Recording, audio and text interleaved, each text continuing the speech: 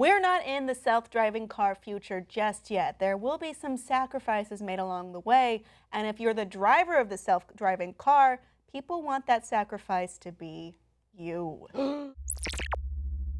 Okay, so this comes from a study conducted with U.S. participants from a team at the University of Toulouse-Capitole in France, and they explained that they'd prefer that we did have a safer world with, driverless cars, because in theory, on paper, driverless cars are much more safe than just humans driving cars. But they only wanted to protect the driver after protecting the lives of those outside the car, like other drivers or pedestrians, meaning we want self-driving cars, but we want the value of the person in the car to be less than those outside, which is an interesting thing to say. I mean, it does have a lot of ethical ramifications of this, which is, we've had this thought before out in the public, which is, if it came down to it, who does the driverless car protect? The driver, the pedestrian, another driver, a cat? I don't know, and we're not there yet. This is something we're still kind of figuring out. Yeah, is that a fair thing to say, that the driver should have the most risk toward them?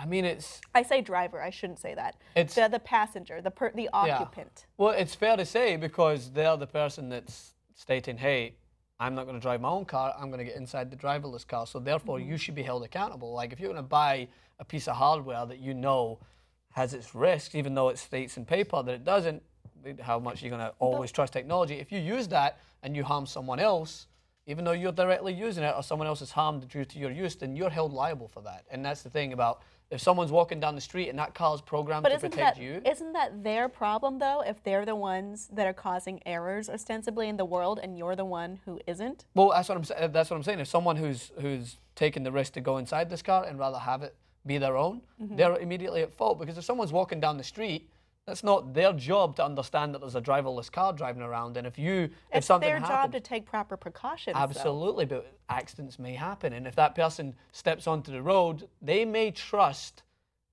someone who's driving the car, who's going to instinctively try and not hit a person, rather than a car that might be programmed to protect the person inside the car. I trust the program more than I trust the person, to be honest. What happens if that program's simply there to protect the driver? Therefore, it might swerve in a direction that might not benefit anyone off the road, but benefit them inside the car. Let's say, what incentive is there for me to buy a driverless car if Laziness. I know ultimately it's going to kill me, or ultimately value my life as not important? When you buy a car now, you want something that, it doesn't really have like AI or a computer, or it does, but not that kind. You want something that will protect you and provide a safe experience for you in what is if you think about it, driving is insane. We could all kill each other or other people at any moment with any kind of mistake. So wouldn't you want to buy something that would have your safety at heart? Absolutely. But you don't want to have that car if it's in Los Angeles and people just like to run out in the middle of the road for no reason and walk around you. So maybe we should just come to the conclusion that driverless cars should be kept to open spaces, like maybe just have it in the middle of the Highlands in Scotland somewhere. Maybe we can have it out. Is this your only point of reference? Yes, exactly. Like, you can keep that car, but just have it in open spaces where you don't have civilians who do not care one bit about who's driving, vis-a-vis LA and New York. I think the point of driverless cars is to keep people more safe and to keep the roadways more efficient, though. So the urban environment would ideally be the place for it to exist. You make a compelling point, but I would still, for some reason, instinctively, I would trust I don't know why. Like, I've experienced so many bad humans behind a wheel, but I would feel like I would. Okay, everyone behind the wheel is a human. But really bad humans behind the wheel. Yeah, because people get road rage and they turn into jerks. Yeah, exactly. We've talked about this before. I think. Did I tell you about that lady? What lady? I wanted to cross the street to get to my car, and you know how there's like a lot of cars on the street around like rush hour, and this lady just stopped in the middle of the road, and I didn't go because there's still cars on the other side, and she went, "Move out of the way, you dumbass bitch! I stopped for you." And it's like, I don't have to go. Why are you yelling at me? What did you do? Are you yelling at me because you think you're kind? You're not kind. To be honest, I might do the same thing. Like, if I stop for someone and give the rare, courteous, I would say, maneuver in Los Angeles that no one does, and they don't take it, I'm like, I just wasted my kindness on you. Listen, you don't have to be nice on the road. You have to be right on the road. You follow the law. But everyone's right on the road. No, in no, LA. no. No one's wrong. The law is right. If everyone were to follow that procedure correctly, we wouldn't have people being called a dumbass bitch for following the rules. I have an exception.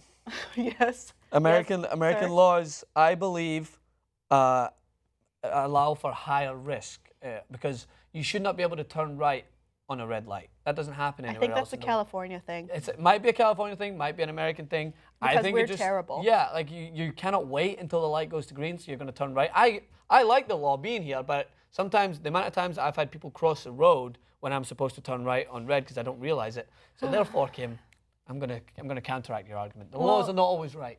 Okay, but I mean, if we're following the laws that the cars are following, which is, if everyone did that, it would be perfect. It would be great. The problems are people. Misanthropy. So therefore, remove people and have Only cars. technology drive us. Pretty That's it. much. Well, I think the results of this, what it underlines to me is that people are optimistic for a future with safer driving. However, our current selfishness provides us from actually having that. It's a skeptical and cynical and selfish take on a future that could be much more perfected, faster, have fewer errors.